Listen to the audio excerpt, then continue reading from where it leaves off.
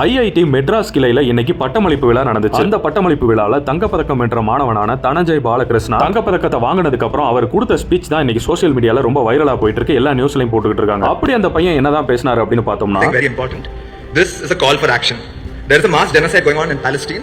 People are dying in vast numbers and there is no visible end in sight. பாலஸ்தீன்ல இனப்படுகொலை நடந்துகிட்டு இருக்கு. அந்த இனப்படுகொலைக்கு உலகத்தில் உள்ள பெரிய பெரிய நிறுவனங்கள் இஸ்ரேலுக்கு பாலஸ்தீனை கொல்றதுக்காண்டி தொழில்நுட்பங்களை வழங்கிட்டு இருக்காங்க. As engineers graduating into the real world, it is our job to be aware of the consequences of the work we do, attempting to understand what we can do to liberate the oppressed on lines of caste, class, creed and gender. ஒரு engineering, அதாவது ஒரு technical பேக்ரவுண்ட்ல இருந்து ஒரு பெரிய பெரிய கம்பெனிக்கு வேலை பார்க்க போற நம்மளால என்ன பண்ண முடியும்? இனத்தால, ஜாதியால, மொழியால, பாலினத்தால, சமுதாயத்தால நசுக்கப்படுற மக்களுக்கு நம்மளால என்ன செய்ய முடியும்? டெக்னிக்கலா மட்டுமே ஆராயாம இது சம்பந்தமாவும் நம்ம ஆராயணும். மக்களுக்கு ஒரு அவேர்னஸ் கொண்டு போய் சேர்க்க ட்ரை பண்ணணும். நான் படிச்சிருக்கேன், நான் சம்பாதிக்கிறேன், சொசைட்டியை பத்திலாம் எனக்கு கவலை இல்ல அப்படின்னு வாழ்ற மக்கள் மத்தியில ஐஐடியில படிச்ச ஒரு பையன் இப்படி ஒரு ஸ்டேட்மெண்ட்டை சொல்றது உண்மையிலே பாராட்டுக்குரிய விஷயம். நல்லா இருப்பா போறா, ஒண்ணு பண்ண முடியாது.